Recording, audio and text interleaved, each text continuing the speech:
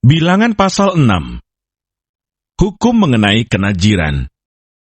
Tuhan berfirman kepada Musa, "Berbicaralah kepada orang Israel dan katakanlah kepada mereka, apabila seseorang laki-laki atau perempuan mengucapkan nasyar khusus, yakni nasyar orang Nasir, untuk mengkhususkan dirinya bagi Tuhan, maka haruslah ia menjauhkan dirinya dari anggur dan minuman yang memabukkan.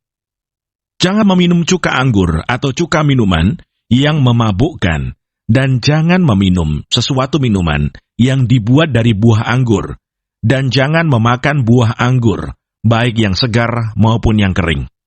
Selama waktu kenasirannya, janganlah ia makan sesuatu apapun yang berasal dari pohon anggur, dari bijinya sampai kepada pucuk rantingnya.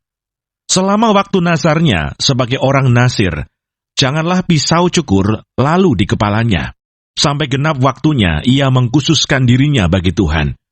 Haruslah ia tetap kudus dan membiarkan rambutnya tumbuh panjang. Selama waktunya ia mengkhususkan dirinya bagi Tuhan, janganlah ia dekat kepada mayat orang. Bahkan apabila mati ayahnya ataupun ibunya, saudaranya laki-laki ataupun saudaranya perempuan, janganlah ia menajiskan dirinya kepada mereka. Sebab tanda kenasiran bagi Allahnya ada di atas kepalanya.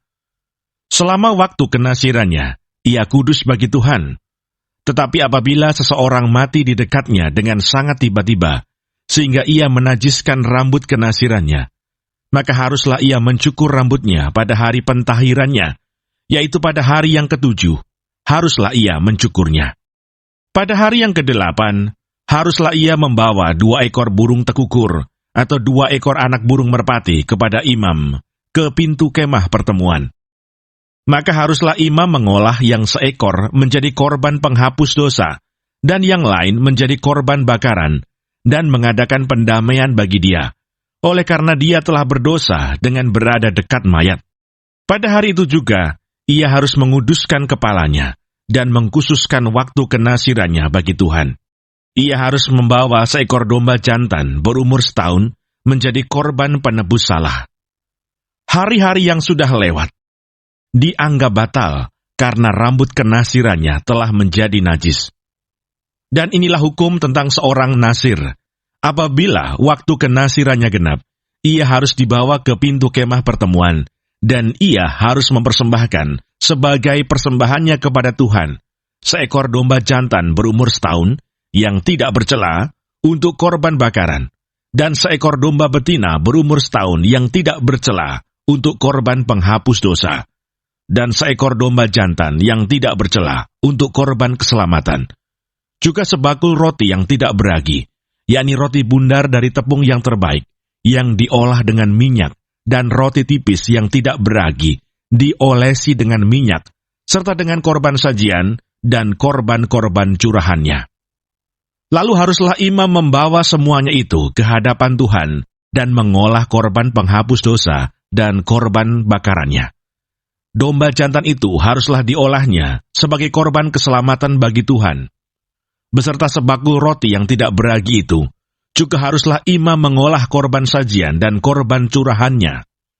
Maka haruslah orang Nasir itu mencukur rambut kenasirannya di depan pintu kemah pertemuan, lalu mengambil rambut kenasirannya itu, dan melemparkannya ke dalam api yang di bawah korban keselamatan.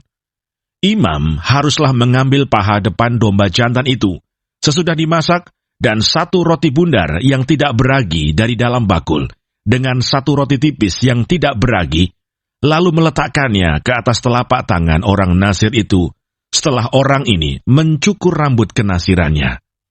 Kemudian haruslah imam mengunjukkan semuanya itu ke hadapan Tuhan sebagai persembahan unjukan. Semuanya itu menjadi bagian kudus bagi imam, beserta dada persembahan unjukan dan beserta paha persembahan khusus. Sesudah itu, barulah boleh orang Nasir itu minum anggur. Itulah hukum tentang orang Nasir yang menasarkan persembahannya kepada Tuhan berdasarkan kenasirannya. Belum dihitung apa yang ia mampu mempersembahkan di samping itu, sesuai dengan bunyi nasar yang diikrarkannya. Demikianlah harus dilakukannya berdasarkan hukum tentang kenasirannya. Ucapan berkat imam.